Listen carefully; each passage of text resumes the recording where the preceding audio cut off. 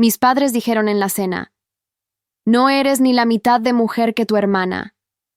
Aparté mi silla y dejé caer mi copa de vino deliberadamente sobre el mantel blanco. El líquido rojo se extendió como sangre entre los platos de porcelana fina, mientras todos me miraban horrorizados. Mi madre ahogó un grito. Mi padre se puso rojo de furia, pero yo solo sonreí.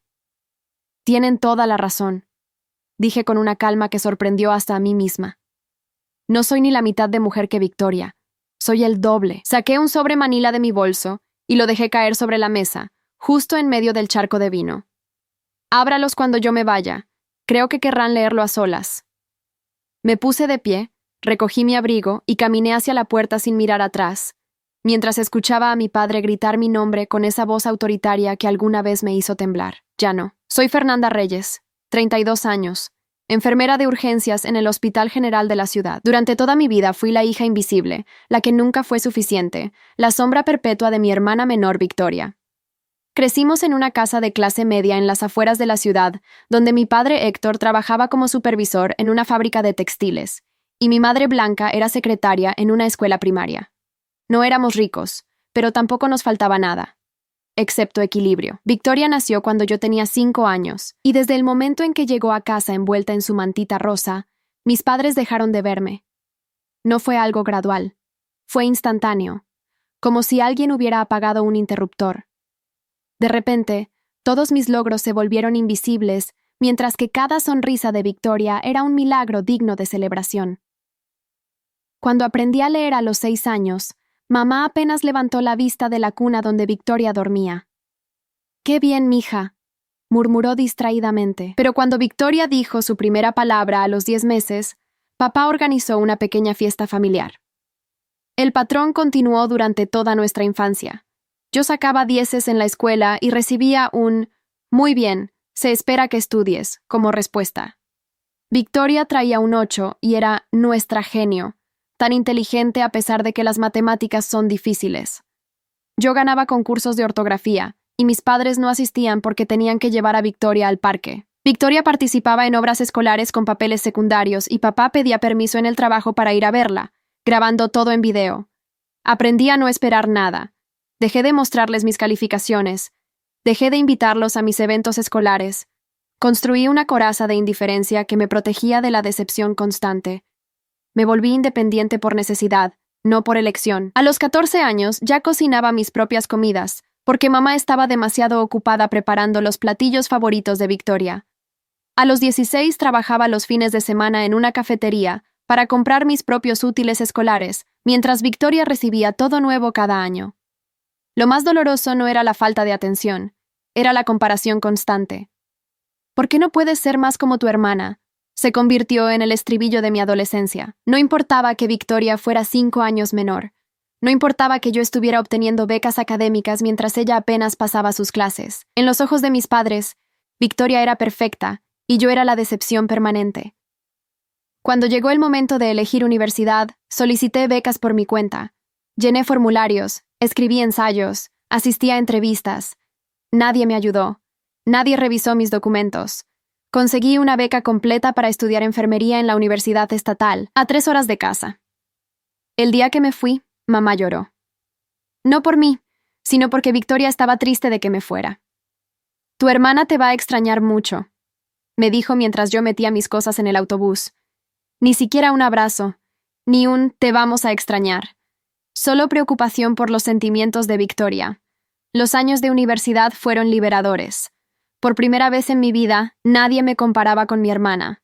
Mis profesores me valoraban por mis propios méritos. Hice amigas que me apreciaban por quien era. Descubrí que era buena en mi trabajo, que tenía un talento natural para la medicina de emergencia, para mantener la calma en situaciones de crisis. Me gradué con honores, conseguí trabajo inmediatamente en el mejor hospital de la ciudad y construí una vida de la que me sentía orgullosa. Victoria, mientras tanto, había abandonado 3 carreras diferentes. Primero diseño de modas, luego psicología, luego comunicación. Cada vez que dejaba una, mis padres encontraban excusas. «Está buscando su pasión», decía mamá. «No todos encuentran su camino tan rápido», agregaba papá, con una mirada acusadora hacia mí, como si mi estabilidad profesional fuera un reproche a la indecisión de Victoria. Nunca mencionaban que yo había pagado mi propia educación, mientras que ellos financiaban cada uno de los intentos fallidos de Victoria. A pesar de todo, yo seguía intentando. Seguía asistiendo a las cenas familiares mensuales que mamá organizaba religiosamente. Seguía llamando cada semana. Seguía enviando regalos en cumpleaños y navidades. Seguía esperando, en algún rincón profundo de mi corazón, que algún día me vieran, que algún día reconocieran mi esfuerzo, mi éxito, mi existencia. Hace 6 meses, Victoria anunció su compromiso con Emilio, un contador que trabajaba en la firma donde papá había conseguido que ella trabajara como recepcionista, después de abandonar su tercera carrera. Mis padres organizaron una fiesta de compromiso que costó más de lo que ganaban en 3 meses. Invitaron a más de 100 personas. Contrataron un salón, una banda, un servicio de catering elaborado. Yo no estuve invitada a participar en la organización. Solo recibí un mensaje de WhatsApp con la dirección y la hora. En la fiesta, mientras todos brindaban por la feliz pareja, yo permanecí en una esquina, observando. Nadie se acercó a preguntarme cómo estaba. Nadie mencionó que yo acababa de ser promovida a jefa de enfermeras de urgencias, el puesto más joven en la historia del hospital. Nadie notó que había llegado sola, después de terminar una relación de 2 años que se había desmoronado bajo el peso de mis problemas familiares no resueltos. Fue en esa fiesta donde conocí a Daniela, una amiga de la infancia de Victoria que había estudiado Derecho. Comenzamos a hablar porque ambas estábamos refugiadas en el mismo rincón, escapando del espectáculo de adulación constante. «Tu familia es interesante», comentó con diplomacia después de observar durante 1 hora. «¿Siempre ha sido así?» «Siempre», respondí, y algo en mi tono hizo que me mirara con genuina preocupación. Terminamos intercambiando números. No esperaba que se convirtiera en una amistad real, pero Daniela resultó ser la persona que finalmente me hizo ver mi situación familiar con claridad. «Lo que describes no es favoritismo normal», me dijo semanas después durante un café. «Es narcisismo familiar. Victoria es la hija dorada y tú eres la oveja negra. Es un patrón clásico de familia tóxica». La frase me golpeó como un diagnóstico médico. Familia tóxica.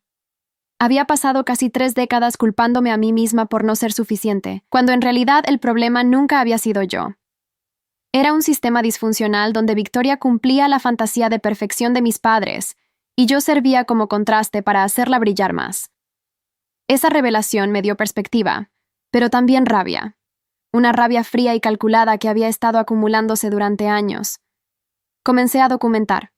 Cada llamada telefónica ignorada, cada mensaje de texto respondido con monosílabos, mientras los mensajes de Victoria recibían párrafos de respuesta, cada ocasión en que mis logros eran minimizados, mientras los pasos más básicos de Victoria eran celebrados como hazañas heroicas. 3 meses antes de aquella cena fatal, recibí una llamada de mamá. No para preguntarme cómo estaba, no para felicitarme por mi ascenso reciente, para pedirme dinero. «Es para el vestido de novia de Victoria», explicó con esa voz que mezclaba súplica y exigencia. «Encontró uno hermoso, pero está un poco fuera de nuestro presupuesto. Tú que ganas bien». Era la 5ª vez en 6 meses que me pedían dinero para los gastos de la boda de Victoria. Ya había contribuido con más de lo que debería. El salón, parte del catering, las invitaciones. Todo con la promesa implícita de que finalmente sería valorada, de que finalmente vería mi importancia para la familia. «¿Cuánto?», pregunté, sintiendo cómo la coraza que había construido durante años comenzaba a agrietarse. $2,000, respondió mamá como si nada. $2,000 era lo que yo ganaba en 2 semanas de turnos agotadores en urgencias, lidiando con emergencias, salvando vidas, regresando a casa exhausta. «Lo pensaré», dije, y colgué antes de que pudiera continuar con su discurso sobre «la familia se ayuda mutuamente». Esa noche, sentada en mi departamento silencioso, hice cálculos. En los últimos 3 años, desde que Victoria había regresado a casa después de abandonar su última carrera, yo había prestado a mis padres casi $15,000. Nunca me habían devuelto un centavo. Nunca habían ofrecido hacerlo. Cada vez que preguntaba, recibía la misma respuesta. La familia no lleva cuentas. Pero aparentemente la familia sí llevaba cuenta de cada pequeño defecto mío comparado con las supuestas virtudes de Victoria. 2 semanas después llegó la invitación para la cena familiar mensual. Esta vez había una nota especial de mamá. «Queremos hablar sobre los preparativos finales de la boda. Es importante que asistas». Debí haber sospechado, debí haberme quedado en casa. Pero una parte de mí, esa parte ingenua que todavía guardaba esperanza, pensó que quizás finalmente me incluirían en algo importante. Llegué a la casa de mis padres ese domingo con un vino caro que había comprado especialmente. La mesa estaba puesta con la vajilla buena, esa que solo usaban en ocasiones especiales. Victoria ya estaba allí, radiante con un vestido nuevo que probablemente había costado más que mi renta mensual. Emilio estaba a su lado, sonriendo con esa expresión de satisfacción que tienen los hombres, que saben que han conseguido a la hija favorita. La cena comenzó con normalidad. Mamá sirvió su famoso pollo al horno, el que solo preparaba cuando Victoria venía. Yo había comido pasta simple las últimas 5 veces que había visitado sola. Papá abrió una botella de vino, no la que yo había traído, sino una que él había comprado especialmente para la ocasión.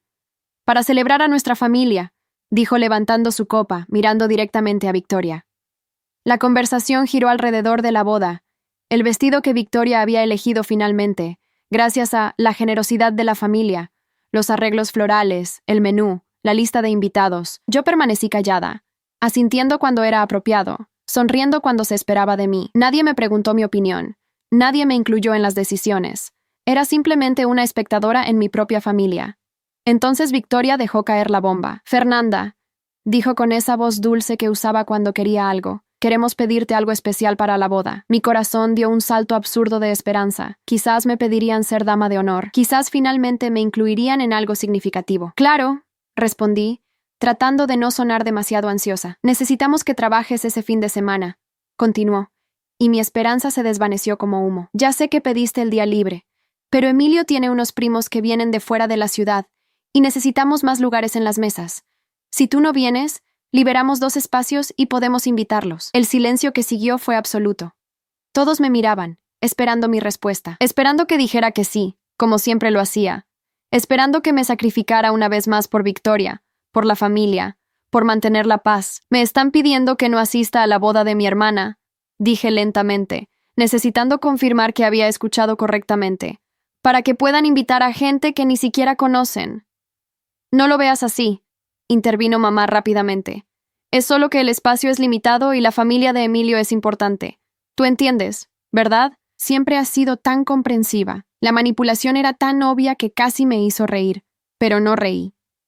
Me quedé mirándola, viendo realmente a mi madre por primera vez en años. Vi a una mujer que había elegido un favorito y había sacrificado a su otra hija en el altar de esa elección. Además, agregó papá, con esa autoridad que usaba para cerrar discusiones, no es como si fueras a extrañar mucho. Las bodas son aburridas de todas formas, y tú estás tan ocupada con tu trabajo. Su voz se apagó cuando me vio sacar mi teléfono. ¿Qué estás haciendo?, preguntó con desconfianza. Calculando, respondí sin levantar la vista. $15,300. Eso es lo que he prestado a esta familia en los últimos 3 años. Para la Universidad de Victoria, para su coche, para la fianza cuando Emilio tuvo ese problema de tránsito, para esta boda que aparentemente no merezco ni siquiera asistir. Levanté la vista y vi sus caras palidecer. ¿Cuándo planeaban mencionarlo? ¿O simplemente asumieron que lo olvidaría? Eso es diferente, empezó mamá, pero papá la interrumpió. La familia no lleva cuentas, Fernanda. Nos decepcionas con esa actitud. Sus palabras fueron la gota que derramó el vaso. ¿Los decepciono yo? Sentí algo frío y duro cristalizarse en mi pecho. He trabajado turnos dobles para prestarles dinero. He cubierto gastos que no eran mi responsabilidad. He aguantado años de ser comparada desfavorablemente con Victoria. Y ahora, cuando finalmente pido algo tan básico como ser incluida en una boda familiar, ¿yo soy la que decepciona? No seas dramática, dijo Victoria con ese tono condescendiente que siempre usaba conmigo. Es solo una boda. Habrá otras ocasiones familiares. Algo se rompió dentro de mí.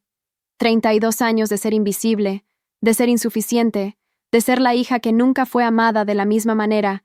Y en ese momento, en esa mesa perfectamente puesta con la vajilla buena que nunca sacaban para mí, comprendí una verdad liberadora. Nunca iba a ser suficiente para ellos.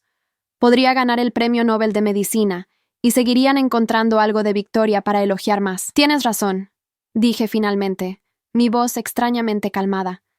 No soy ni la mitad de mujer que Victoria. Papá asintió. satisfecho de que finalmente estuviera de acuerdo. Me alegra que lo entiendas. Soy el doble, terminé. Y entonces solté mi copa de vino. El sobre manila que dejé sobre la mesa contenía copias de todas las transferencias bancarias que había hecho a mis padres en los últimos 3 años. Cada recibo, cada comprobante, cada mensaje de WhatsApp donde me pedían dinero, y yo accedía sin rechistar. $15,300 documentados con fecha y hora. También incluí una carta breve. Consideren esto un préstamo formal. Espero el reembolso completo en 90 días o procederé legalmente. Fernanda. Conduje a mi departamento con las manos temblando en el volante. No de miedo, sino de una extraña mezcla de liberación y rabia contenida durante décadas. Mi teléfono comenzó a vibrar antes de llegar a casa. Papá, mamá, Victoria. Ignoré todas las llamadas. Por primera vez en mi vida, no corría a apaciguar su enojo, a suavizar la situación, a ser la hija comprensiva que siempre necesitaban que fuera. Esa noche, Daniela vino a mi departamento con vino y una determinación feroz en los ojos. «Cuéntamelo todo», dijo, y por primera vez lo hice. Le conté cada humillación, cada comparación, cada momento en que fui invisible. Cuando terminé, ella estaba furiosa. «Vamos a destruirlos legalmente», dijo. «Todo lo que hiciste está documentado. Tienes un caso sólido. No quiero su dinero», respondí, sorprendiéndome a mí misma. «Quiero que se den cuenta de lo que hicieron. Quiero que Victoria sepa que no es tan perfecta. Quiero venganza familiar, pero la que duela de verdad». Daniela sonrió. «Entonces investiguemos un poco». Los siguientes días fueron reveladores. Daniela, con sus conexiones legales, comenzó a hacer preguntas discretas. Yo usé mis turnos en el hospital para hablar con personas que conocían a Victoria y Emilio. Lo que descubrimos fue explosivo. Emilio había estado casado antes. Un matrimonio de 2 años que terminó cuando su esposa lo descubrió robando dinero de la cuenta conjunta para apostar. El divorcio fue rápido y silencioso, con su familia pagando para mantenerlo fuera de los registros públicos. Victoria no tenía idea. Mis padres narcisistas tampoco. Pero eso no era todo. Victoria había estado mintiendo sobre su trabajo. No era asistente ejecutiva como decía. Era recepcionista temporal, reemplazando a alguien en licencia por maternidad. Su contrato terminaba en 2 meses, justo después de la boda. No tenía trabajo permanente, no tenía ahorros, y según su compañera de departamento, a quien Daniela conocía, debía 3 meses de renta. «La hija favorita es un fraude», dijo Daniela con satisfacción. «Y el príncipe azul es un apostador mentiroso». Más llamadas llegaron durante esa semana. Mensajes cada vez más desesperados. Mamá llorando en el buzón de voz sobre cómo estaba destruyendo a la familia. Papá amenazando con demandarme por difamación, sin entender que la verdad no es difamación. Victoria enviando mensajes llenos de insultos, llamándome envidiosa, amargada, fracasada. El viernes, papá apareció en el hospital. Me esperó en la cafetería, luciendo más viejo de lo que recordaba. «Fernanda, esto tiene que parar», dijo cuando me senté frente a él.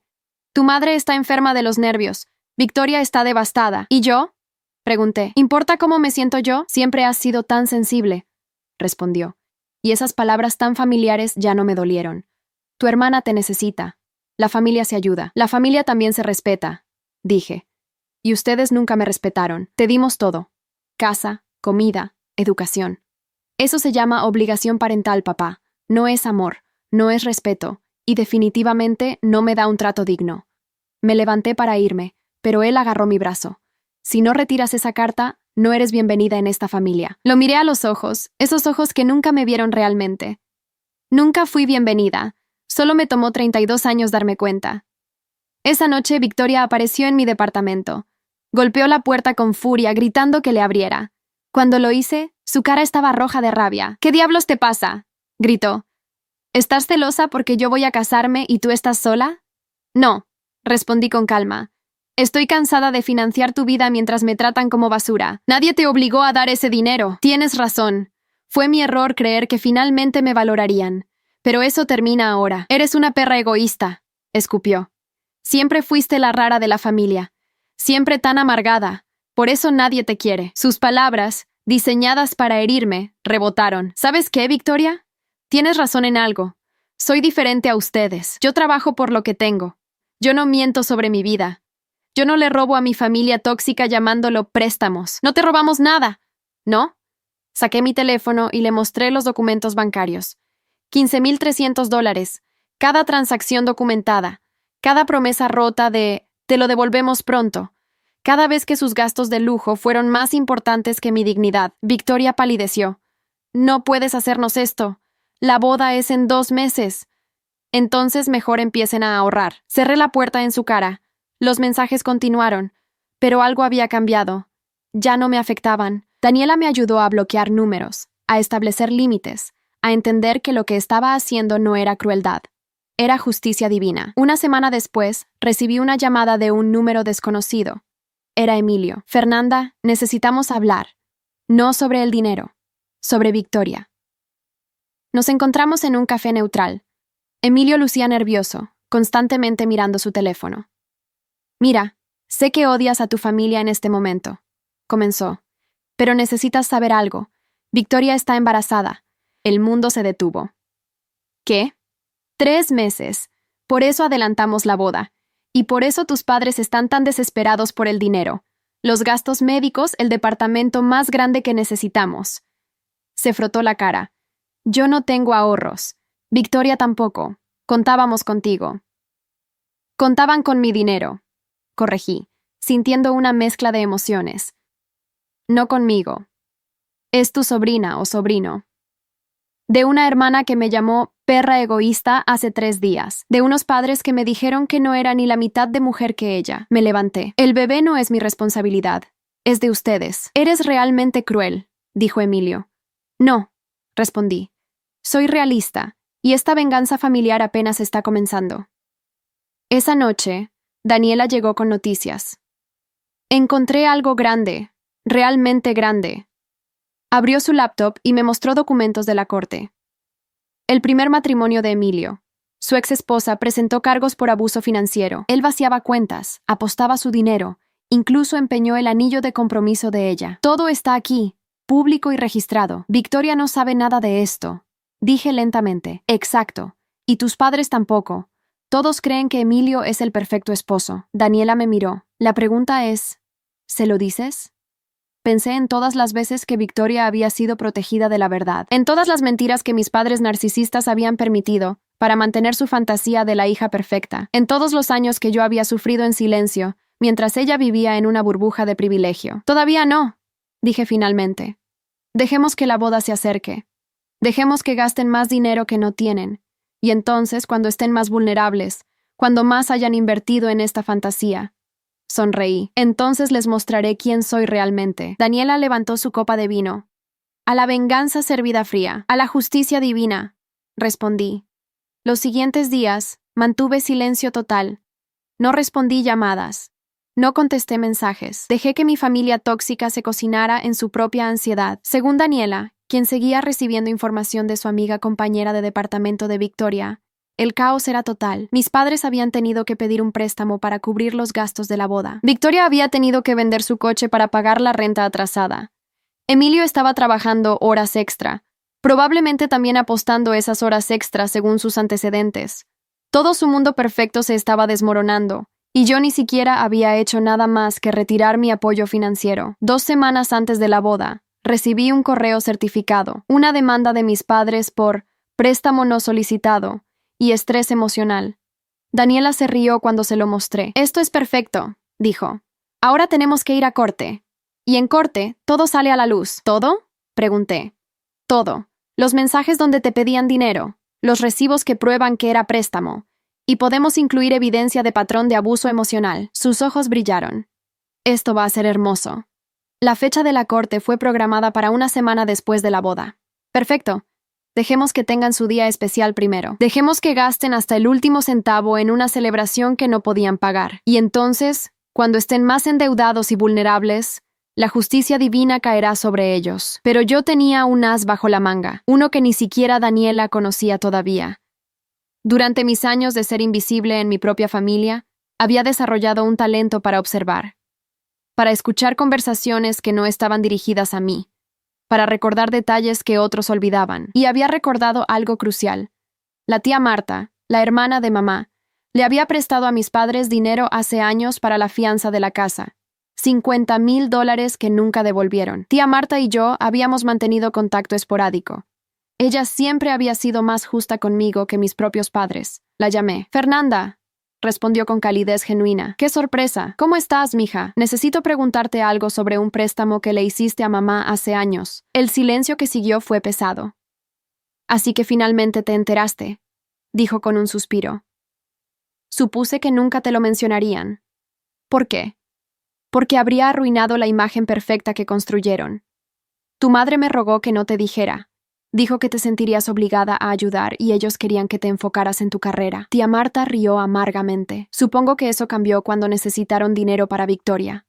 ¿Cuánto te deben? Con intereses. Después de todos estos años, cerca de $70,000. Pero son mi hermana. No iba a presionar. ¿Y si yo te ayudara a recuperar ese dinero? La propuesta salió antes de pensarla completamente. ¿Qué tienes en mente? Le conté todo. Los préstamos no devueltos. La demanda ridícula. La boda extravagante que no podían pagar, el embarazo de Victoria, los secretos de Emilio, todo. Cuando terminé, tía Marta estaba furiosa. Siempre supe que Blanca favorecía a Victoria, pero esto, respiró profundo. ¿Qué necesitas que haga? Únete a la demanda. Presenta tu reclamo. Muéstrales que no son las únicas víctimas de mi supuesta crueldad. Muéstrales que tienen deudas reales, no las imaginarias que inventaron para manipularme. Cuenta conmigo. 3 días antes de la boda, tía Marta presentó su demanda. La bomba explotó exactamente como esperaba. Mamá me llamó llorando histéricamente. ¿Cómo pudiste involucrar a mi hermana? ¿Cómo pudiste ser tan vengativa? Yo no la involucré, respondí con calma. Ella tiene su propio reclamo legítimo. ¿O acaso tampoco planeaban devolverle su dinero? Es familia. La familia no se demanda entre sí. Tienes razón. La familia tampoco excluye a sus hijas de bodas.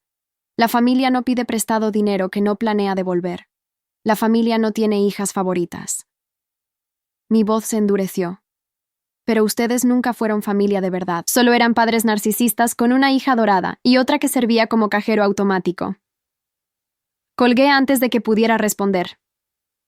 Daniela apareció en mi departamento esa noche con champán. Es oficial. 3 demandas contra tus padres.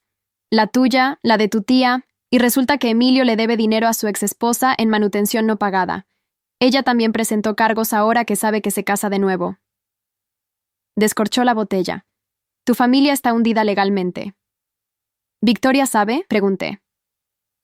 Según mi fuente, se enteró hoy. Emilio finalmente le confesó todo. El primer matrimonio, las deudas de juego, los cargos por abuso financiero. Daniela sonrió. Están peleando. Feo. Por primera vez en semanas, sentí algo parecido a satisfacción. No alegría. No victoria. Solo una sensación de que finalmente, después de 32 años, la verdad estaba saliendo a la luz. La venganza familiar que había planeado estaba funcionando mejor de lo esperado. Pero aún faltaba el golpe final. La noche antes de la boda, Victoria apareció en mi puerta.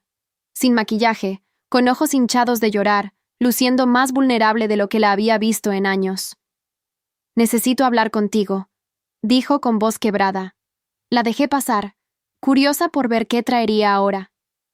Se sentó en mi sofá, sus manos temblando. Emilio me mintió, comenzó. Sobre todo, su pasado, su dinero, sus deudas. Levantó la vista, y por primera vez vi algo genuino en sus ojos. ¿Tú sabías? Sí. ¿Por qué no me dijiste? La pregunta era tan absurda que casi me hizo reír. ¿Por qué habría de hacerlo? Tú me llamaste perra egoísta.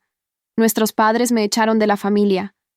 ¿Por qué iba a protegerte de tus propias decisiones terribles? Porque soy tu hermana. No, dije firmemente. Una hermana no habría permitido que me excluyeran de su boda. Una hermana no habría participado en años de compararme desfavorablemente. Una hermana no habría usado mi dinero para su vida perfecta, mientras yo era tratada como invisible. Me levanté. No eres mi hermana, Victoria. Eres la hija favorita de unos padres tóxicos, y ahora estás pagando el precio. Estoy embarazada, susurró, y asustada. Entonces cancela la boda. Deja a Emilio. Aprende a ser responsable de tu propia vida. La miré sin compasión. Pero no vengas a mí buscando rescate. Ese banco cerró. Victoria se fue llorando. No sentí remordimiento. Al día siguiente era la boda. No fui invitada, pero Daniela sí. Fue como mi informante. grabando todo en su teléfono discretamente. Me envió actualizaciones durante toda la ceremonia. La mitad de los invitados no vinieron. Aparentemente el rumor de las demandas corrió rápido. Victoria está llorando en el baño. Emilio está bebiendo mucho en la barra. Tu mamá está tratando de mantener la sonrisa, pero se ve miserable. Tu papá acaba de pelear con el coordinador del evento porque el pago del saldo fue rechazado. La boda de ensueño de Victoria estaba convirtiéndose en una pesadilla pública. Y yo estaba en casa, tranquila, sabiendo que la justicia divina finalmente había llegado. Pero la verdadera bomba explotaría en la corte la siguiente semana, donde todo saldría a la luz, donde todos verían exactamente qué tipo de familia tóxica eran, y donde yo, la hija invisible, finalmente sería vista. El lunes siguiente a la boda desastrosa, el teléfono de Daniela no dejaba de sonar. «No vas a creer esto», dijo cuando contesté. Victoria canceló su luna de miel. Emilio está viviendo en un hotel, y tus padres recibieron notificación de embargo de su casa. ¿Embargo? Los préstamos para la boda. No pueden pagarlos. El banco ya inició el proceso. Daniela sonaba casi alegre. La familia perfecta se está desmoronando en tiempo récord. 3 días después, mamá apareció en el hospital. Me esperó fuera de mi turno, luciendo 10 años más vieja. Cuando salí, se levantó rápidamente. «Fernanda, por favor, necesitamos hablar. No tenemos nada que hablar. Vamos a perder la casa», dijo desesperadamente. «El banco nos dio 30 días. Tu padre está enfermo de la presión. Victoria y Emilio se separaron. Todo se está cayendo a pedazos. ¿Y esperabas que yo los rescatara? ¿Otra vez? Eres nuestra hija. Soy su cajero automático», corregí. «Esa es la única razón por la que están aquí ahora. No porque me amen, no porque se arrepientan, sino porque necesitan dinero. No es así». Pero su voz carecía de convicción. «Entonces dime, mamá, en todos estos años, ¿cuántas veces me llamaste solo para saber cómo estaba? ¿Cuántas veces celebraste mis logros como celebrabas los de Victoria? ¿Cuántas veces me defendiste cuando papá me comparaba con ella?» El silencio fue mi respuesta. «Exacto. Nunca. Porque yo nunca fui su hija de verdad. Solo era la útil». «Cometimos errores», admitió finalmente, las lágrimas corriendo por sus mejillas. «Pero somos tus padres. La familia perdona. La familia también pide perdón sincero. La familia reconoce el daño que causó. La familia cambia». La miré directamente. «Ustedes solo quieren que las cosas vuelvan a ser como antes, donde yo pagaba y me callaba. Eso no va a pasar».